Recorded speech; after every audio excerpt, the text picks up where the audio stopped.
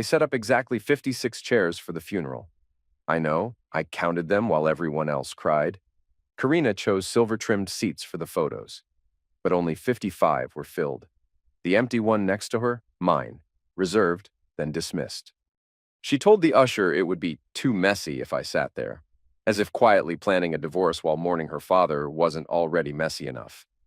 So I stood in the back, not near her, not with family, not even among distant cousins. I ended up beside a dusty plant and a woman who once had a fling with Karina's uncle in the 90s. The program had my last name misspelled. No one offered me a tissue. When Karina stood to speak about her father, Glenn Darby, oil mogul, and the man who once said I smelled like drywall, she didn't mention me. Not once. Not by name, not by glance. Just cold detachment in a black silk dress and stilettos sharp enough to cut glass. Her tears were perfectly timed, not enough to smudge her eyeliner. When she finished, she leaned toward the guy in my seat and whispered something that made him laugh. Didn't recognize him, didn't matter. Because what happened after the service? That's when everything really started. On our way out, she dropped her handkerchief in front of me, slow, deliberate. I picked it up and noticed a folded document sticking out of her purse. My name was in bold, case number attached. She'd already filed, before the casket closed, before the flowers wilted. While pretending to mourn the man who despised me, she'd decided I was disposable. In 2 days, she'd collect $250 million and hand me an envelope that said, "Wendell, I'm choosing me." But Glenn had other plans. At the will reading, her expression cracked. She looked like spoiled milk in a room full of polished wood and rich strangers. I hadn't slept the night before. I crashed at my cousin's place, tossing on his basement couch, wondering if I should even show up. She'd taken everything, our marriage, my dignity, my hope, but I couldn't shake that document from my head. Why would Glenn, who called me the yard gnome, leave me anything? They didn't even let me in through the front. I was directed to the side door, Glenn's last insult, probably. Inside, a few people sat in his over-decorated study. Karina was there in slate gray, mourning phase over. That same guy from the funeral sat beside her, flashy shoes, smug face. She glanced at me like I was a stranger she vaguely remembered living with. I sat in a dark corner. The lawyer arrived, holding a thick folder like it might explode. He cleared his throat. As executor of Mr. Glenn Darby's estate, I'll now read his final will, signed 2 months before his death. 2 months. Right after the last family trip, the one she insisted I skip. "You'll be bored," she said. I'd believed her. Not anymore. The assets sounded like a billionaire's shopping list. Homes, luxury cars, rare art. Then came the bomb. "To my daughter, Karina Elise Darby, I leave $1 million to be held in trust and managed by Mr. Bradley Vaughn." She blinked, confused. "Did you mean 100 million?" Silence. "No," the lawyer said. 1 million. The remainder of Mr. Darby's estate goes to another individual, named in this envelope. He opened it, one handwritten page. Then he read Glenn's words. "If you're hearing this, Karina, I'm gone, and I've seen what you've become. You stopped visiting unless there were cameras. You brought that man into my house like I wouldn't notice. You loved the money more than your father, so no reward." Karina said nothing, not a sound. Then the lawyer read the last line. "To the man who married my daughter, knowing she might turn on him, the man who endured my mistreatment and stayed when most wouldn't, Wendell Thomas Carr receives everything else." I felt the world collapse in on itself. For a second, it was like gravity stopped working. I couldn't breathe. Karina looked at me like I'd turned into a hallucination. The guy sitting beside her shot out of his chair like it had shocked him. I was speechless. I hadn't asked for this. I never wanted a fortune. I wanted the version of life I'd built. Messy, normal, shared. I wanted our dumb Sunday crossword puzzles. I wanted our grumpy old cat. But none of that was relevant anymore, because now I owned a legacy worth $250 million. And the woman who had discarded me without looking back was suddenly avoiding my eyes like the floor had betrayed her too. I didn't stay for the rest of the formalities. I couldn't. I bolted for the nearest exit, desperate for fresh air, space, anything but that suffocating room. She came after me. I heard her heels scrape across marble like they hadn't in years. "Wendell!" she yelled, but I didn't slow down. I walked straight past the sculpture-lined path through the wrought iron gates and down the tree-covered road, because for the first time, I wasn't the one being abandoned. I walked for over an hour, not to be dramatic, not because I had no ride, but because my body needed to move or else I'd completely unravel. Even the trees seemed like they were whispering about me. The wind was heavier than it should have been. I didn't want his empire. What I wanted was the ability to rewind time, to go back 6 months and pay attention to the signs I'd dismissed. I wanted to stop myself from trusting her again and again. I wanted to stop myself before she changed her cologne, changed her tone, and said those awful, snide lines like, "You don't get the world I belong to." When I finally stumbled into my cousin's place, I collapsed on the edge of that awful fold-out couch, still wearing the creased shirt from earlier. The room smelled like old coffee and laundry. His kid sat in the corner watching cartoons about squirrels flying helicopters. I barely noticed. All I could hear was Glenn's final line echoing in my brain. To the man who stayed long after he should have left. I hadn't realized he'd ever seen me for who I was, and now he was gone. That night brought no rest either, but not from confusion this time. It was panic, the fear of suddenly being responsible for something massive and complex. I wasn't prepared. I didn't come from money. I came from clearance racks, secondhand sofas, and praying that gas would last until payday. I didn't even know how to talk to estate attorneys. What was I supposed to do with wealth so vast, I couldn't even count the zeros? Karina knew, though. She'd always known how to navigate power. The next morning, she was waiting outside the industrial building where I still clocked in. Yes, I went to work. What else was I supposed to do? She was leaning against her BMW like nothing had happened, like she hadn't detonated our lives. The same smugness painted across her face, the same cool confidence she used when manipulating department store returns. "We need to talk," she said, sliding her sunglasses onto her head like some courtroom diva. I barely looked at her. "There's nothing to talk about," I muttered, brushing past. But she followed me inside, right past the reception desk and my confused supervisor. She cornered me near the vending machine, close enough that the scent of her old vanilla lotion stirred up memories I didn't want. For a brief moment, I forgot everything. I remembered what it felt like waking up next to her and thinking I'd found the one. And then she opened her mouth. "You don't deserve this, Wendell." No apology, no regret, just venom, served cold. I blinked at her, stunned she had the audacity to say that out loud. She continued, tone quieter but sharper. "You think this is yours? You think this was meant for you? It wasn't. He was punishing me. That's all this is. You're a tool, Wendell. A placeholder. None of this is really about you." I laughed, not because it was funny, but because if I didn't laugh, I'd start trembling and never stop. "A placeholder?" I repeated. "That's how you saw me." She folded her arms. "You were a misstep I let drag on too long." That sentence, it left a scar I can still feel in my chest, a mistake that lasted too long. Before I could react, before I could find words that would match that cruelty, she pulled a thick file out of her designer tote. The folder was stuffed with legal forms, brightly highlighted paragraphs, and neon sticky notes like a set of legal fangs. "This is a revised proposal," she said calmly, "for splitting the assets. You don't need everything. Let's be honest, you don't even know how to handle this kind of wealth. You'll lose it. Let's avoid that disaster." "Is this a warning?" I asked, voice colder than I meant. "It's an offer," she replied. "A way for you to exit gracefully, before you embarrass us both." And then she smiled, that fake, calculated smile. The one she used on waiters to get free dessert, the one she used on my parents to win them over years ago. I didn't take the folder. I couldn't. My fists were tight at my sides, not out of rage, but humiliation. Because part of me believed her. A deep part, buried beneath years of compromise, whispered, "She's right.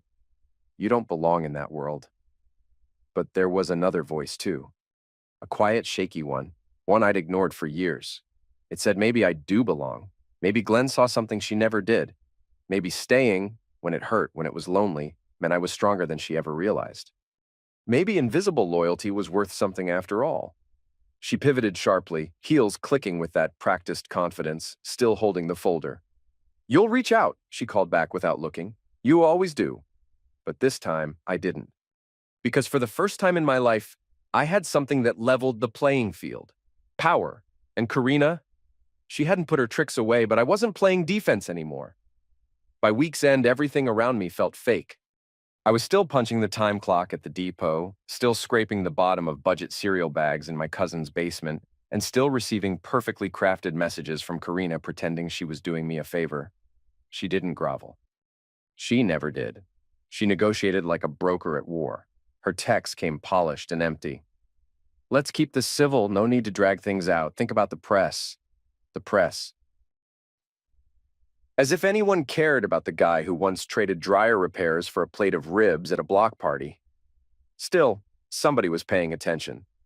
Because by Friday, I got a call from one of Glenn's lawyers. Not the gray-haired one who read the will. This guy sounded younger, less sure of himself. He asked if I could stop by the office to review supplementary paperwork. I asked, what kind of paperwork? He just said it's related to the inheritance structure. You'll want to see it. The address was in a sleek tower downtown, the kind of glass and steel building I used to walk past on lunch breaks, assuming I'd never belong inside. The front desk ignored me. I sat on a couch, more expensive than anything I owned, sweating through my button-down and praying I didn't leave a stain. When I was ushered into a frosty boardroom, someone handed me a sealed folder, then quietly stepped out to give me privacy. My name was typed on the cover in bold. I opened it and flipped through, most of it legalese I didn't even pretend to understand, until I reached the section labeled Addendum, Terms of Inheritance.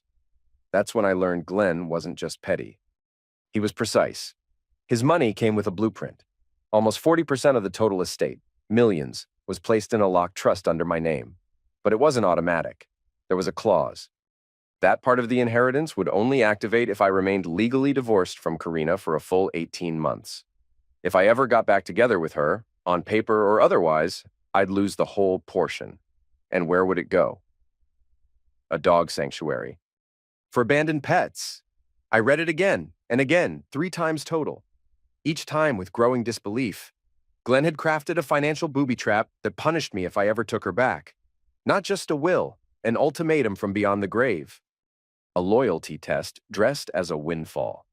Tucked at the very back, there was a scanned note, scribbled in Glenn's unmistakable handwriting. Wendell, if you feel tempted to re-enter the cage, remember, you were never her pet. She only knew how to feed you. Don't ever let her collar you again. GD, it was both insulting and bizarrely poetic.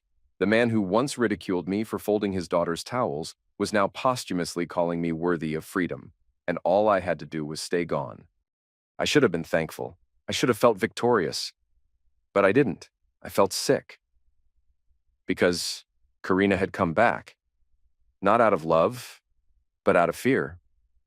This wasn't about reconnection. It was strategy. It was manipulation. She hadn't changed. She was cornered. That evening, her call went to voicemail. I didn't play it. The next morning, I spotted her car again, parked outside my cousin's place. Same model, same leather coat. But no folder this time, just her, looking tired, hair unkempt, eyes red, almost real. I just want to talk, she said gently. You always do, I replied. She glanced at her hands, then met my eyes. So, you read it, didn't you? I stayed silent. Her lips tensed. It's humiliating, Wendell. What he did to us, what he wrote in that clause, it's sick. He's mocking us, even now. I stared at her. Maybe he's just mocking you, Karina, I said, more bitterly than I meant. She blinked. That was the first crack in her performance. I never wanted to hurt you, she whispered. I let out a dry, disbelieving laugh. You didn't want to hurt me? You had the paperwork ready before they even picked up the flowers from his funeral. What did you expect me to do? Just stand there while you cashed in, and that guy with the shiny loafers? She looked like she wanted to cry, but nothing came. And that's when I saw it. Really saw it. She couldn't cry. Not, wouldn't, couldn't. The emotion just wasn't in her. Maybe it never had been. As she turned to leave, she pulled something from her coat pocket. A photo, old, worn. Us on a blanket by the lake, plastic wine glasses, her resting her head on my chest. I've kept this, she murmured. You weren't just a stepping stone. But I didn't reach for it. She left, and I left the photo on the porch. That night, I looked up the dog rescue Glenn named. Over 300 animals lived there. One of them, a pug with one lazy eye, was named Captain Pickles. If I went back to her, he got the money. I never thought a one-eyed pug would be the symbol of my dignity. But standing in that moment, I understood everything. Karina wasn't after me. She was trying to disarm the trap her father had set. But the timer was already running. And I wasn't playing her game anymore. The photo? It sat outside for 2 full days. A drizzle came that first night, enough to blur the ink and swell the paper. I figured my cousin's kid had taken it inside, but no. On Monday morning, as I left for work, it was still there, clinging to the porch. Its corners curling, its colors fading, like a ghost that had finally aged. I picked it up, not out of longing, but as a reminder. Not of love, but of what she let go. You'd assume this would be the end of the saga. That Karina would slink off into her designer world of glass chandeliers and imported wine, leaving me to stumble into my newfound wealth. But that's not how she operates. Karina never walked away quietly. And certainly not after losing to someone like me. 3 days later, I found an unmarked envelope in my mailbox. No stamp, no return address, just my name, written in oversized red letters like something from a bad spy novel. Inside was a single piece of paper. No explanation, no greeting. 2 lines. There's more you don't know, Wendell. Be cautious about who you trust with Glenn's past. No name, no hint of origin. At first, I thought it was a joke, maybe even some weird prank. Then I considered Karina. It had her flair for drama, but not her tone. She didn't do subtle. She didn't drop hints. Karina demanded. She dictated. That night, I stayed up tearing through every document and folder the estate lawyers had handed me. Up until then, most of it had just overwhelmed me. Legal terms I barely understood and numbers too big to feel real. But now I read like my life depended on it. And then I found it. It wasn't tucked inside a formal contract or buried under complicated financial codes. No. It was sealed in a manila envelope marked Miscellaneous Communications. Inside were several printed emails from Glenn's private server. Most were irrelevant, staff updates, assistant reminders, but one thread stood out. The subject line, Karina's request. Urgency noted. It was written by someone named A. Whitley. The message was cold, stripped of emotion. We've reviewed the request. As per our original agreement, document destruction cannot proceed without signatures from all listed trustees. At present, only one signature has been received. Destruction will not continue until the second is secured. At first, I didn't get it.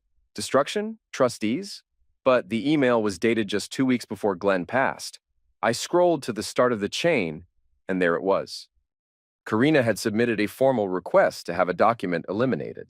The file's name, Addendum C Disqualification Clause. I didn't need to be a lawyer to figure it out. I printed every page and called the estate's attorney at first light. When I told him what I'd uncovered, the line went silent. Not for long, but long enough to tell me he hadn't expected I'd ever dig this deep.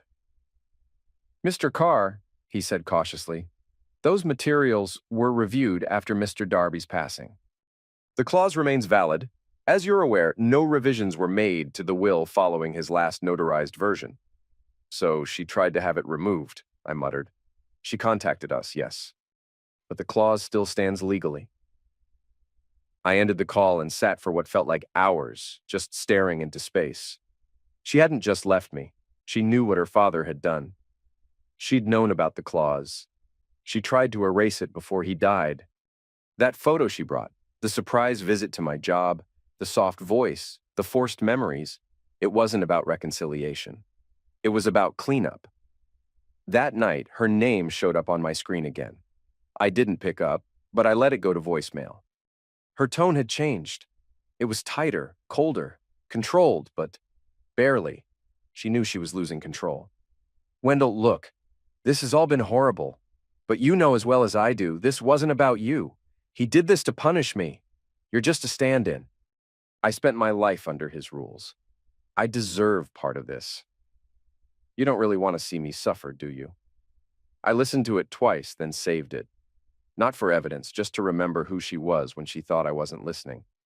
But what Karina hadn't figured out, and what Glenn must have hoped I eventually would, was that this rabbit hole went even deeper. Beyond the emails were records, video clips, surveillance logs, archived estate access files.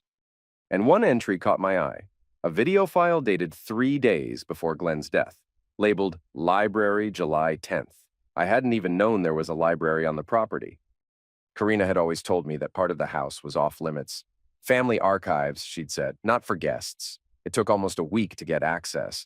Dozens of phone calls, identity verifications, and legal clearance. Part of me expected someone to block me at the gate, to tell me there had been a mistake, that I didn't belong there after all. But no, the security guards nodded this time. Not as Karina's ex, not as the guy who once fixed the pool heater. Now I was Mr. Carr, the sole heir, and even the marble lions at the entryway seemed to respect that. The library sat in the west wing, second floor, a part of the house I'd never entered. It smelled like dust and power. Where I used to be told I didn't belong, now I had a key, not metaphorically, literally. One of the old estate workers, his name was Horace, I think, met me in the hallway. He didn't say much. Just handed me a small brass key and muttered, "He wanted you to find this." The walls were lined with books that probably hadn't been opened in decades. In the corner sat a faded leather globe, cracked and peeling. And behind one of the wooden shelves, tucked out of sight, was a hidden drawer. I never would have found it without Horace. He just nodded and walked away, like his job was done. And that's when I realized Glenn had planned every moment of this. Every layer, every trap, every test. And Karina? She didn't know I was standing in the very room where it would all unravel. Inside the hidden drawer was a small flash drive nestled in a velvet-lined box, labeled in Glenn's neat, unmistakable handwriting, Library 7, 10 final record. It didn't weigh much in my hand, but somehow it carried the full gravity of everything I'd failed to recognize for years. I viewed it alone, in the estate's study, behind locked doors and drawn curtains.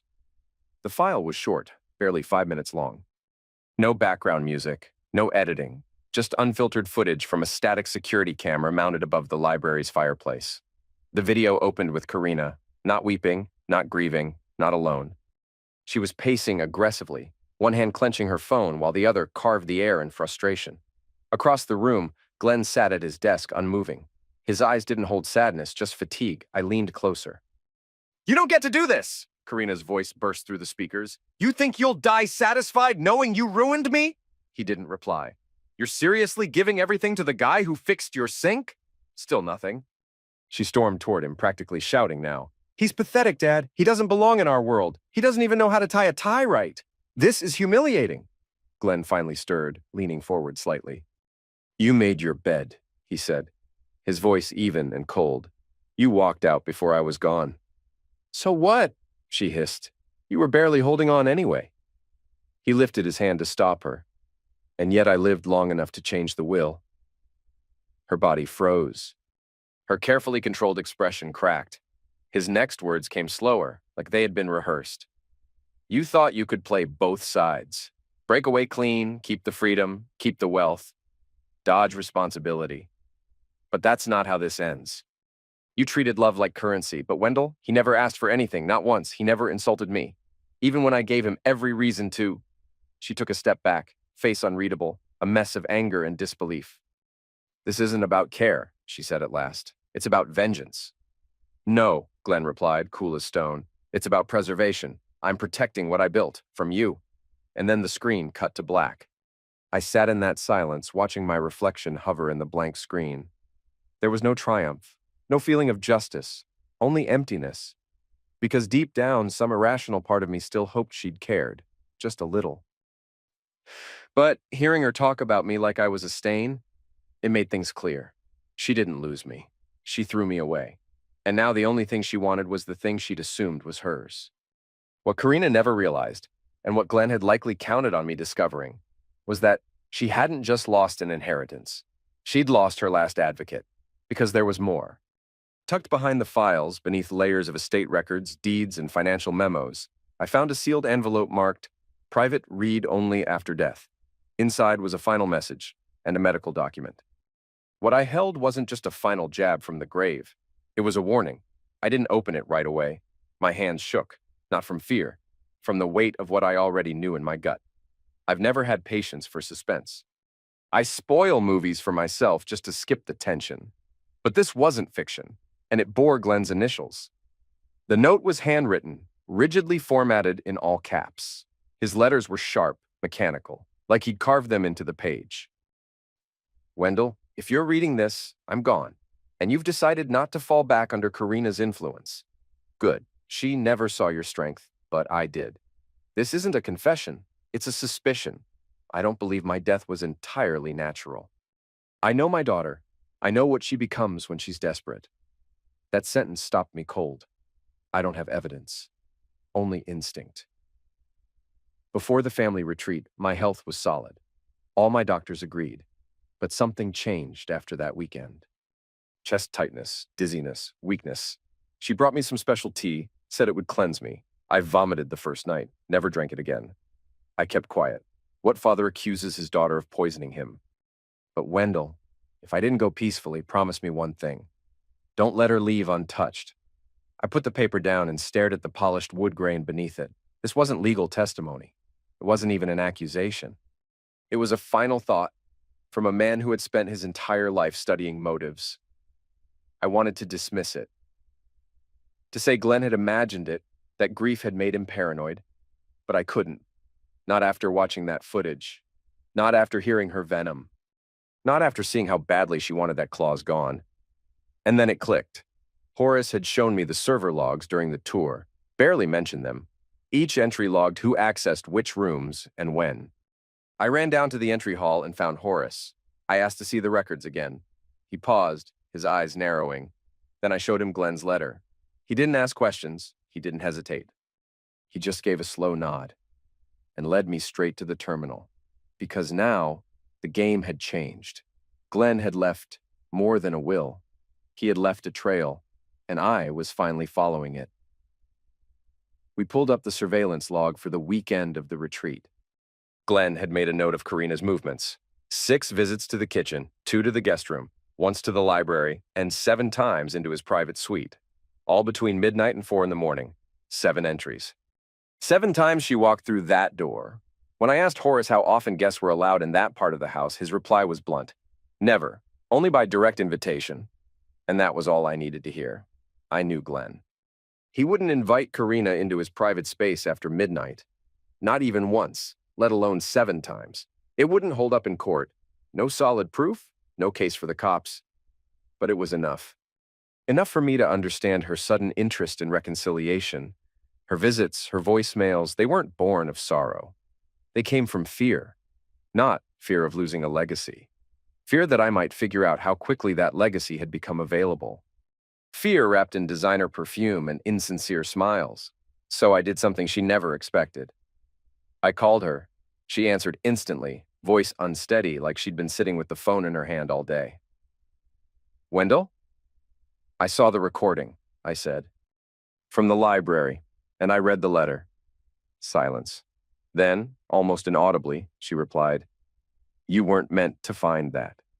No, I agreed. Just like you weren't supposed to be sneaking into his room in the middle of the night. She inhaled sharply. You don't understand what you're implying. I understand exactly, I said, and so do you. A pause. Then that familiar edge returned, cold, measured, calculated. What are you after? She asked. It was the first time she didn't hide behind a fake apology. That's when it hit me. Karina didn't believe in remorse. Not in family, not in loyalty. She believed in bargaining chips, in leverage. So I gave her none. Nothing, I said. I'm not asking for anything. I'm not offering silence. I won't protect you. No hush money, no shield. You'll spend the next year unsure whether I'll go to the police. You'll smile in public, but you'll flinch at every knock on the door. Her voice cracked. Wendell, please. I ended the call. In that moment, I felt stronger than I ever had. And I wasn't finished, because Glenn hadn't just left me a fortune. He'd left me a tool. I never planned to be wealthy. I never imagined I'd be in a courtroom half a year after my wife walked out, listening to attorneys debate security recordings, clauses, and herbal tea. I never dreamed I'd stand silently while Karina, flawless, untouchable Karina, crumbled under oath before a room full of strangers. But Glenn always did appreciate poetic justice. I didn't go to the authorities right away. I waited. I paced myself. I let her think I was bluffing. let her unravel quietly in her high-rise apartment with her wine and spreadsheets. And while she tiptoed through her life, waiting for fallout, I started building a case. I hired the same investigator Glenn had once trusted, someone who had worked with the Darby family for years. He already suspected Karina. He pieced it all together. Dates, transactions, receipts from a boutique wellness supplier known for selling detox powders. The same products Glenn had taken, then stopped. The same powders we turned over to the lawyers handling the estate. Things moved fast after that, quietly, efficiently. Karina received formal notice of civil proceedings, allegations of tampering with estate protocols, attempted destruction of protected legal documentation, and manipulation of inheritance conditions. This didn't go criminal. It wasn't about punishment, it was about truth. In the courtroom, the power of Glenn's legacy landed like a sledgehammer. Karina had come prepared to fight. She walked out shattered. The judge upheld the will's full structure, the trust design, the addendum, the digital evidence, and Glenn's own written testimony. Karina's remaining share was frozen, then rerouted. Not to me, but to the alternate beneficiaries Glenn had chosen for moral breaches within the family, a list of charities. She filed appeals, twice. She lost, twice. Each ruling honored the facts, the recordings, the details. The quiet husband who'd stayed in the background until the truth spoke for itself. And me? I didn't go on a spending spree, didn't disappear to Europe, didn't hire a staff or buy a mansion. I rented a small place by a lake, adopted 2 aging dogs from Captain Pickle's rescue, and started helping out at the shelter every Saturday. Funny how the clause meant to keep her away led me somewhere peaceful. I've picked up skills I never thought I'd need. I've learned how to manage an estate, how to rebuild my trust in people, one moment at a time, how to sleep again, without dread or unanswered texts echoing through the night. People ask if I still feel anger, if I miss her, and the answer? I'm not sure. I don't miss the lies. I don't miss the anxiety of walking on eggshells. But I sometimes miss the version of her I once believed in, that imagined Karina who still cared. But nostalgia isn't love. And missing who someone pretended to be doesn't mean you want them back. A few weeks ago, I received an envelope. No name, no return address. Inside was one handwritten line. You destroyed everything. I didn't save it. I let the dogs chew it up, because she was wrong. I didn't destroy everything. I salvaged what was left of myself. And that was worth more than every dollar Glenn ever left behind.